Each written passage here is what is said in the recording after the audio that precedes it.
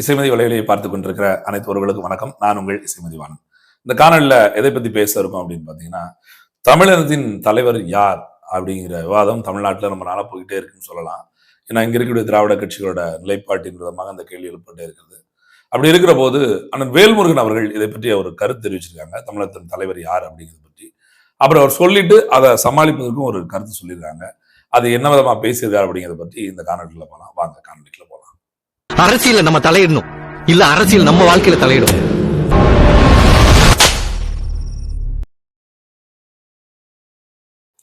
தமிழக வாழ்வுரிமை கட்சியின் தலைவர் அண்ணன் வேல்முருகன் எம்எல்ஏவா இருக்காங்க. சட்டமன்றத்தில் சட்டமன்ற உறுப்பினராக இருக்காங்க.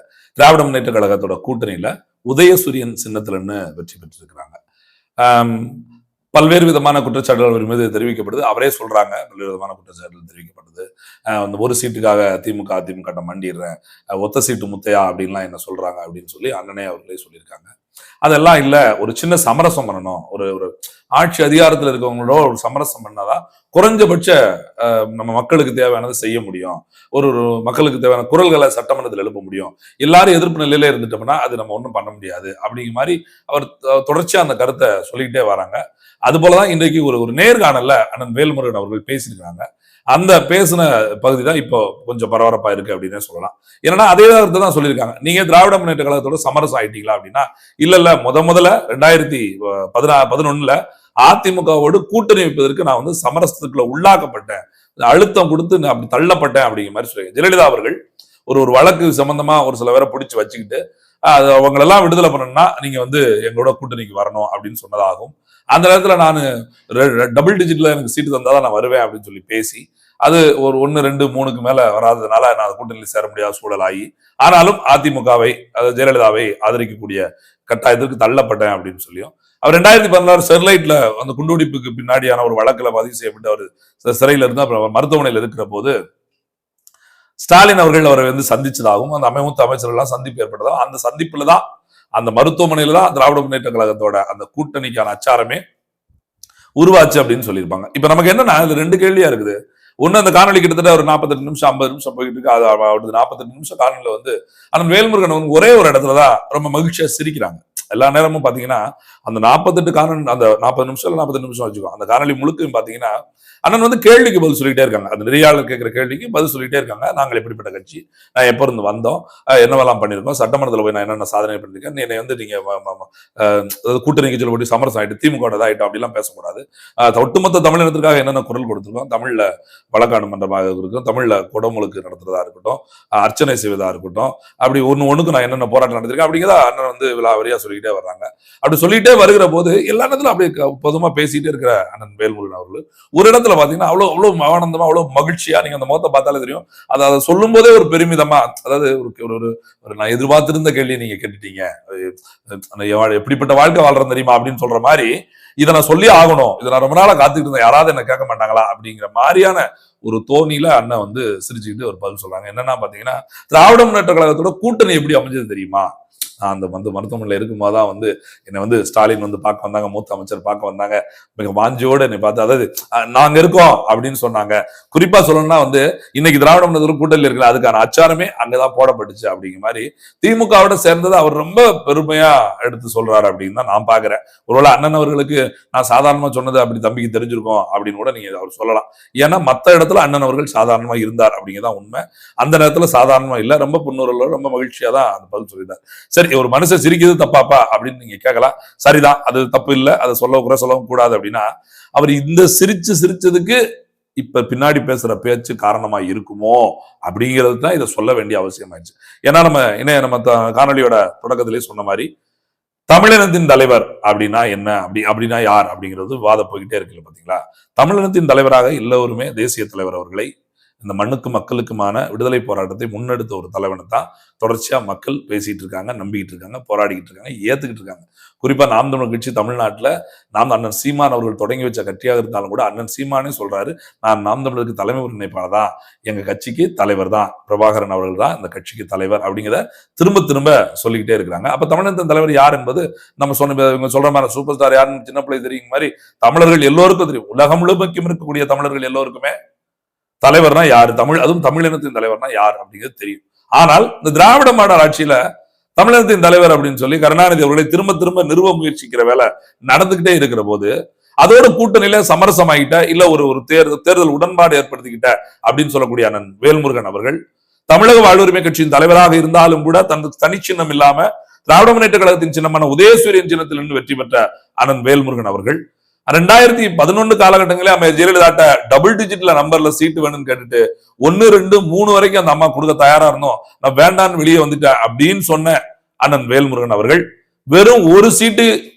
அதுவே வேற வழி இல்ல அப்படின்னு முடங்கி கிடக்கிற காலத்துக்கு 2021 ஒரு சீட்டை வாங்கிட்டு அமைதியா சொந்த சின்னத்துல நிக்காம திமுகவோட சின்னத்துல நின்று ஜெயிச்ச வேல்முருகன் அவர்கள் சொல்றாங்க, கட்டாயத்தின் பேர் தான் நான் இருக்கிறேன், ஒண்ணுமே இல்லாம வெளியே இருக்கிறத விட தனிநாடு கட்டு தனியாவே இருக்கிறத விட அப்படி கொள்கை கொண்ட நானு எப்படி திமுகவோட சமரசமா வேற வழி இல்லாம சமரசமாயி தேவைகளுக்காக அந்த இவங்களுக்கு தேவைக்கு அவங்களுக்கு தேவைக்கு நம்ம கட்சி உறவுகள் தேவைக்கு பக்கத்து கட்சி உறவுகள் தேவைக்கு ஒரு நல்லதுக்காக கட்டது அப்படிங்கிறதுக்காக நான் நிக்கிறேன் அப்படின்னு சொல்ற அண்ணன் வேல்முருகன் அவர்கள் கூட தமிழினத்தின் தலைவர் என்று கலைஞர் தான் அந்த காணொலியில பேட்டியில பேசுறாரு. அது நெறியாளர் கேட்கிறாரு, நீங்களும் போற போக்கில் அப்படியே தமிழகத்தின் தலைவர்னு அவரை ஒத்துக்கிறீங்களா அப்படின்னு கேட்டவொன்னு டக்குன்னு தன்னிலை மறந்த அண்ணன் வேல்முருகன் சுதாரிச்சுக்கிட்டு பேசுறாரு, இல்ல அப்படி இல்ல தமிழ்நாட்டுல தமிழகத்தின் தலைவர்னு அவரை தானே சொல்றாங்க அப்படின்னு சொல்றாரு. இது எப்படின்னா திமுக கூட்டணி வைக்கிறது நீங்க என்னங்க அப்படின்னு கேட்டதுக்கு நீங்களும் அண்ணன் திருமாவளவனும் சமரசிச்சுட்டு போயிட்டீங்களா அப்படின்னு கேட்டப்போ ஒரு என்ன பதில் சொல்றாருன்னா, திராவிட முன்னேற்ற கழகம் அண்ணா திராவிட முன்னேற்ற இந்த கட்சி திராவிட கட்சின்னு பேசுற முடியாது, தலைமை பொறுப்புலதான் மாற்று மொழி பேசுறவங்க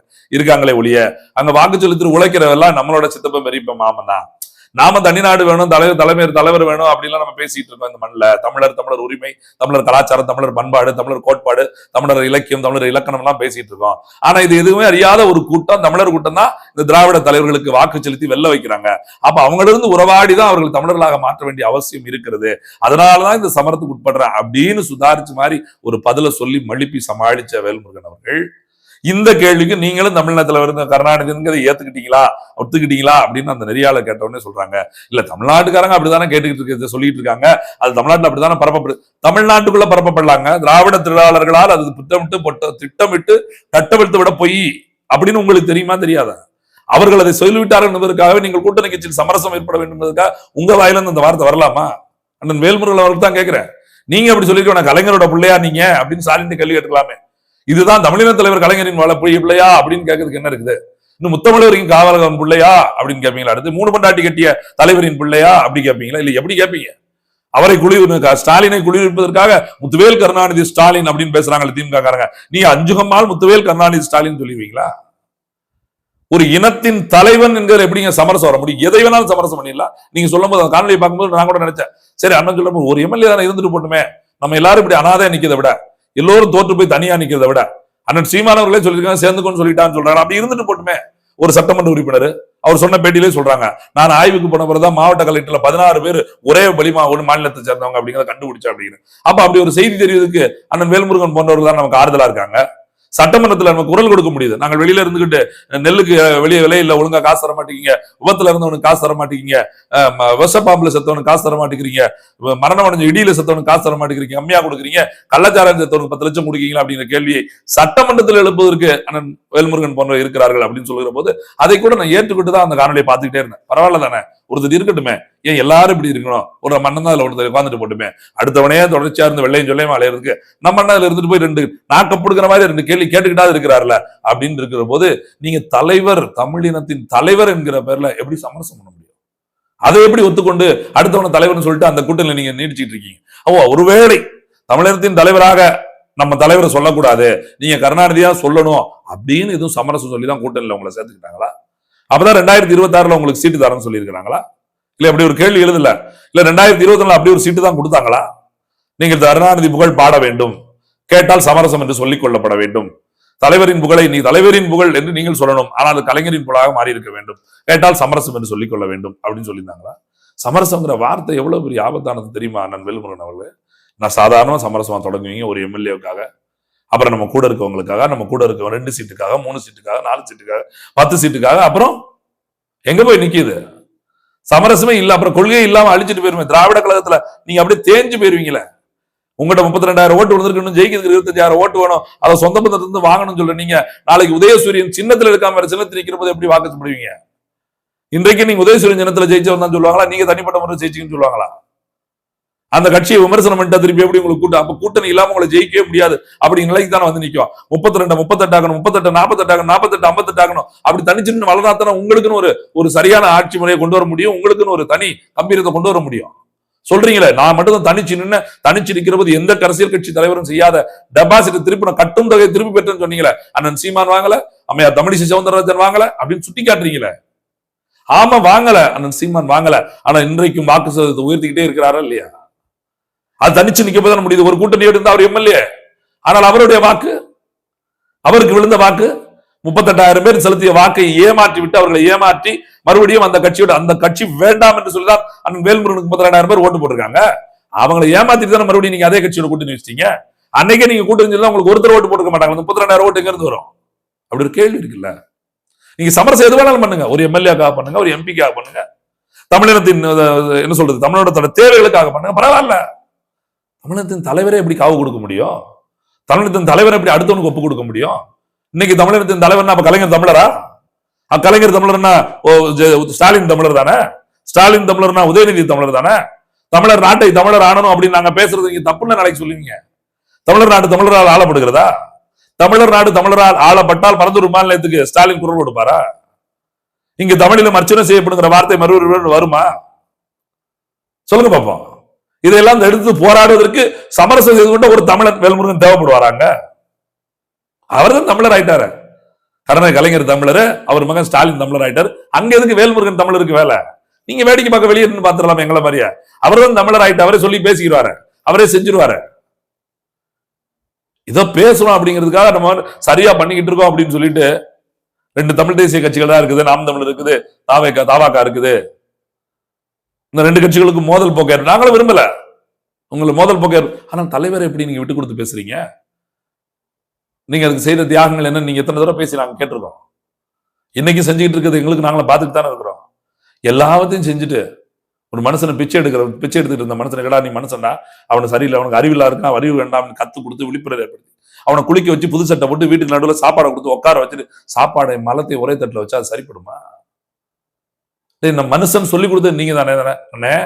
இப்ப சாப்பாட்டையும் வச்சிருக்கீங்க, சோத்தையும் வச்சிருக்கீங்க, மலத்தையும் வச்சிருக்கீங்க, எதனை சாப்பிடுறதுன்னு கேட்டா சரியா இருக்குமா?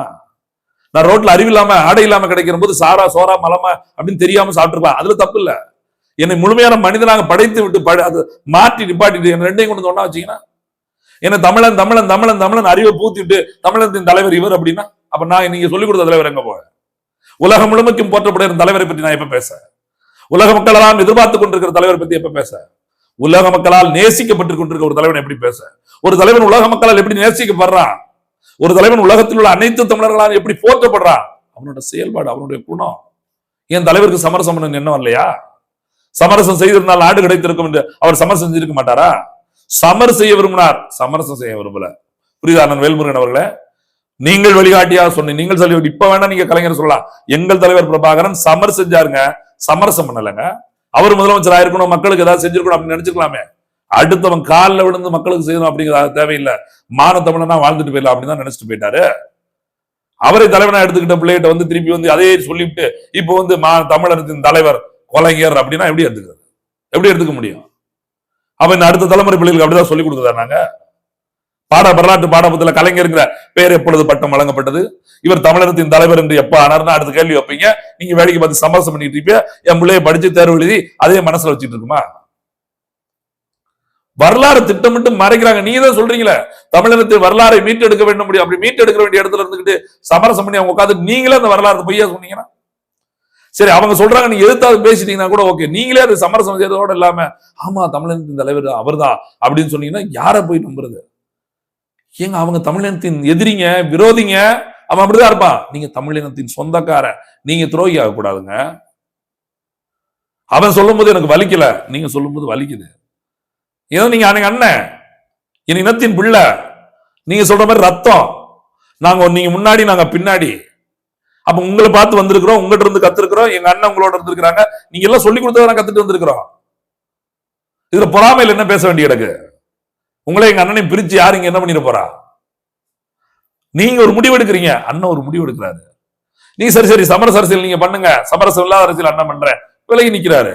சமரசம் பண்ணி எதுக்கு பண்ணணும் நீங்க சொன்ன மாதிரி அதுக்கு பண்ணிட்டீங்கன்னா பிரச்சனை இல்லை, பரவாயில்லைங்க சட்டமன்ற உறுப்பினர் இன்னும் 2 பேர் ஆக்கி விடுங்க, மகிழ்ச்சி அடைகிறேன். நானே சொல்லுவேன் பொதுவா என்னோட தனிப்பட்ட கருத்தா, என் கட்சியில இருந்து யாரா வெளியே போகும்போது எங்க பிள்ளைங்க திட்டான்னு சொல்ல விடுங்க, போனவங்களை பத்தி பேசாதீங்க. 1000 பேர் அங்க வெள்ளையும் சொல்லியமான கார்ல வந்து எதிர்கட்சிக்காரன் போயிட்டு நம்மளால 2 பேர் போயிட்டு போறோம் போயிட்டு போறோம் போ, 1000 பேரை வீழ்த்த முடியாதுன்னா அந்த 2 பேரை வீழ்த்தி என்ன பண்ண போறேன் அப்படின்னு. நீங்க அதுல என்ன இருக்குது, உங்களை திட்டி நாங்க என்ன சுகம் கண்டுற போறோம்? ஆனா நீங்க அந்த 1000 பேருக்கு முன்னாடி போய் நான் தான் இதை முதைய சொல்லுவேன் அப்படின்னு தூக்கிட்டு வந்தா அப்ப எப்படி இருக்கு பாத்தீங்களா? 1000 பேரை வீழ்த்துறத விட இந்த 2 பேரை வீழ்த்துறதா சரி அப்படின்னு வருதா இல்லையா? வந்துருமா இல்லையா? எதிரியை விட துரோகி தானே அது. திராவிட முன்னேற்ற கழகம் எப்படிப்பட்ட கழகம்? ஈழத்தமிழ் வாயிலேயே பேசுறமே 1,50,000 மேற்பட்ட தமிழர்களை படுகொலை செய்து இந்த திராவிட முன்னேற்ற கழகம்ல அவங்க கூட ஆட்சியில் உட்காந்து சமரசம் பண்ணி என்ன சாதிச்சு என்ன பண்ணிட்டோம்? அவன் சின்ன சின்ன பொருளா கொடுத்துட்டு மொத்தமா எடுத்துட்டு போயிடுறானே. அழுற பிள்ளைக்கு பால் கொடுக்குற மாதிரி கொஞ்சம் கொஞ்சமா அல்லாத கிச்சு பிள்ளைய கடத்திட்டு போயிறாங்க கடைசியில. அதுதான் நடக்குது. நாட்டையும் திருடிட்டானே, நம்மளோட ஆட்சியை திருடிட்டானே, அவங்கள ஒருத்த சீட்டு வாங்கி என்ன சாதிச்சிட போறோம்? உண்மையிலே எனக்கு புரியல. தமிழக வாழ்வுரிமை கட்சியோட தலைவர் வேல்முருகன் இப்படி பேசுறது அப்படின்னு ஆச்சரியப்படுறேன். இது இந்த காணொலியே இப்படி போட நேர்ந்ததுக்காக நான் வருத்தப்படுறேன். தமிழினத்தின் தலைவரை போய் மாற்றிட்டு இப்படி அப்படின்னா நீங்க உங்க கூட்டணி கட்சியின் தலைவர்னு சொல்லுங்க, உங்க கூட்டணியின் தலைவர்னு சொல்லுங்க, உங்க அப்பான்னு சொல்லுங்க, கலைஞர்னு சொல்லுங்க, அதெல்லாம் என்ன வேணாலும் சொல்லிட்டு போங்க. நீங்களே அப்பாவா எடுத்துக்கங்க, எனக்கு ஒன்றும் பிரச்சனையே கிடையாதுல்ல. ஸ்டாலின் அப்பாவா பாருங்காரு, நீங்க அவரை பார்க்கலாம், அவங்க அப்பாவாத அப்பாவா பாருங்க. எங்களுக்கு தலைவர்னு எப்படி சொல்லுவீங்க? உலக தமிழருக்கு தலைவர்னு எப்படி சொல்லுவீங்க? நீங்க தான் சொல்றீங்கல்ல, அந்த திராவிட முன்னேற்ற கழகத்துக்கு ஓட்டு போடுற அறமற்ற தமிழர்கள், தெரிந்து கொள்ளாத தமிழர்கள் இருக்காங்க, அவங்கள திருத்தணும் சொல்றீங்களா? திருத்த வேண்டிய இடத்துல நீங்க இருக்கிற நீங்க அந்த அறமற்ற தமிழர்கள் சொல்ற வார்த்தையை மறுபடியும் ஏன் சொல்றீங்க? ஓ, அறமற்ற தமிழர்கள் திமுகவுக்கு வாழ்த்து கொண்டிருப்பதால் நீங்கள் அறமுள்ள தமிழர்களையும் திமுக கூட்டணிக்கு வாக்கு செலுத்த வச்சுட்டீங்க. அது மாதிரி அறமற்ற தமிழர்கள் தமிழகத்தின் தலைவர் என்ற அந்த கொலைஞரை சொல்வதனால அறமுள்ள தமிழர்கள் எங்களையும் அவங்கள சொல்ல சொல்றீங்களா? எங்க கிட்ட ஏத்துக்க வைக்க பாக்குறீங்களா? அந்த கருத்தை கொண்டு வந்து எங்க மனசுல எங்க மண்ணில திணிக்க பாக்குறீங்களா? நாங்க அறமுள்ள தமிழர்கள், ஒருபோது திமுக ஓட்டு போட மாட்டோம், திமுக கூட்டணிக்கு ஓட்டு போட மாட்டோம். அது மாதிரி நீங்க சொல்ற வார்த்தை அந்த கொலைஞர் எல்லாம் ஏத்துக்கல மாட்டோம். எங்களுடைய துரோகி அவரு, இந்த இனத்தின் கொலைஞர், இந்த இனத்தை கொலை செய்த பாவி. தமிழனா பிறந்ததுனாலே அவர்கிட்ட வந்து மாட்டிட்டு முழிக்கிற அளவுக்கு வந்து நின்ட்டோம். நான் அவர் பரம்பரையில வந்து நிக்குது. நான் அடுத்தடுத்து அவர் பரம்பரை ராஜராஜ சோழன் சொல்லிட்டான். ஏதாவது பேசுனீங்களா? ராஜராஜ சோழனா உதயநிதி பேசி கூட்டணியில் தானே இருக்கீங்க. உங்க நம்மளோட வரலாற்று பரம்பரை நம்ம தாத்தனம் தானே, பண்டைய மன்னன் தானே. ராஜராஜ சோழன் எங்க, உதயநிதி எங்க? நீங்க சொல்ற சினிமா தாங்க. நயன்தாராவோடும் ஹன்சியாவோடும் கட்டி பிடிச்சு கிடந்தவர் தானே படங்கள்ல உதயநிதி. அப்படிதான் நம்ம தாத்தா மாட்ட இருந்தாங்களா? அவரும் ராஜராஜ சோழனும் ஒண்ணு, ராஜேந்திர சோழனும் ஒண்ணுன்னு சொல்லுவாங்க. நீங்க வேடிக்கை பார்த்துட்டு இருப்பீங்களா? அறிவு திருவிழால பேசுறாங்களா? அதெல்லாம் நீங்க ஏத்துக்கிறீங்களா? உதயநிதி தான் இங்க அறிவு திருவிழாவா? அவர்கிட்ட இல்லாத அறிவு இங்க யாருக்குமே இல்லை. அப்ப வேல்முருகனுக்குலாம் அறிவே இல்லை அப்படின்னு சொல்றாங்களா? இதை நம்ம சமரசத்துக்குள்ளதா? என்ன ஒரு சட்டமன்ற உறுப்பினர் ஆகணும் அப்படின்னு சொல்லிட்டு போயிருங்க, இல்ல நேரடியாக திமுக போய் சேர்ந்துருங்க. இது எதுக்கு போட்டுக்கிட்டு? எல்லாரும் சொல்றாங்களா? அப்படிதான் சொல்லப்பட்டிருக்கு. எங்க ஒரு பொய் கட்டவிழ்த்து விடப்பட்டிருக்கு, அது வேண்டாம் தான் சொல்லுங்க. அதை நம்ம ஏத்துக்க முடியாது. கட்டவிழ்த்து விடப்பட்ட பொய்யை ஏற்றுக்கொள்வதற்கு நாங்க நிகழ்ச்சி வேணா. நாங்கள் தமிழர்கள். யாரு? நாங்கள் தமிழர்கள், வீர மறவர்கள். அப்படிலாம் விட்டு கொடுத்துலாம் போக மாட்டோம். எனக்கு முன்னாடி இருக்கும் செத்து போனாலும் தெரிஞ்சாலும் கூட அதுல நான் விழுந்து சாவேனாலும் திருப்பி போய் நிக்கணும் தான் என் தலைவன் சொல்லி கொடுத்திருக்கான். ஏன்? எனக்கு பின்னாடி இருக்கிற தலைமுறை வாழணும்னு சொல்லிட்டு. அப்படிதான் எங்க முன்னோர்களும் செத்து போயிட்டான். வஉசில இருந்து எல்லாரும் அப்படிதான் செத்து போயிட்டான். அதை வேடிக்கை பார்த்துட்டு உட்காந்துட்டு இருக்கணுங்கிறீங்க. பாட புத்தகங்களே நீ புத்தகத்திலையும் சொல்லி தர மாட்டீங்க, நீங்களும் சொல்ல விட மாட்டீங்க. வரலாறு எல்லாம் மறைச்சிட்டு நீ இவர் தலைவர் அவர் விரும்பீங்க. அப்படி தமிழரா ஆக்கிடுவீங்க. கேட்டா அங்க இருக்கும் தமிழன் ஆயிட்டா, இங்க இருக்கும் தமிழன் ஆயிட்டா, இந்த காலத்துல வந்தாலும் அந்த காலத்துல வந்தாலும் அதுக்கு ஒரு சமரச கதை வேற. ஆனா பிக் பாஸ்ல வர்ற அபத்தத்தோட இது கேவலமான அபத்தம்னே. பிக் பாஸ்ல தவறான காட்சி நம்ம இளைஞர்களுக்கு அடுத்த தலைமுறைக்கு ஊட்டுறாங்கன்னு சொல்லி அதை விட கேவலம். அவனால் கவர்ச்சியை ஊட்டுறான், நீங்க கண்ணையே கட்டுறீங்க. அவன் கண் திறந்த கண்ணுல கவர்ச்சி நூடா எங்களை ஏமாத்துறான். நீங்க கண்ணை கட்டிட்டு நான் சொல்றதுதான் நீ சொல்லணும் அப்படின்னு கட்டாயப்படுத்துறீங்க. அதை விட மோசமானது. வேல்முருகன் அவர்கள் இந்த வார்த்தையை திரும்ப பெறணும். தமிழகத்தின் தலைவர் பிரபாகரன் தான் அப்படிங்கிறத மறுபடியும் சொல்லணும். கலைஞர் அல்ல இந்த இனத்தின் தலைவர். அவர் தெலுங்கரு. ஏன் ஒத்துக்க மறுக்கிறீங்க? தமிழ்நாட்டில் தமிழிலும் அச்சலை செய்யப்படலாம் என்று சொல்கிற போது, கலைஞர் சொன்ன போது வேல்முருகன் தானே திருப்பி சொன்னாரு. ஏன் சொன்னாரு வேல்முருகன் தமிழன், அதனால என்ன தமிழிலும் தமிழில் அப்படின்னு சொன்னார். ஏன் கலைஞருக்கு வரல? அவர் தமிழர் அல்ல, அதனால வரல. இது கூட அண்ணன் வேல்முருகனுக்கு தெரியலையா? நீங்க தானே சொல்றீங்க. அவர் தமிழரா இருந்தா அவரே செஞ்சிருப்பாரு. என்னமோ ஒரு சட்டமன்ற உறுப்பினர் மண்ண இருக்காரு அப்படின்னு நினைச்சுதான் விட்டுக்கிட்டு இருக்கிறோம். இதுல ஒன்னும் பெரிய இதெல்லாம் ஒன்னும் உங்களை திட்டி உங்களை வந்து காயப்படுத்தி உங்களை சங்கடப்படுத்தி எல்லாம் தமிழர்கள் யாரும் இங்க வந்து மகிழ்ச்சி அடைய போறது இல்லை. அதே நாம் தமிழர் குறிப்பா அப்படியெல்லாம் மகிழ்ச்சி அடைய வேண்டிய அவசியமே இல்லைன்னு.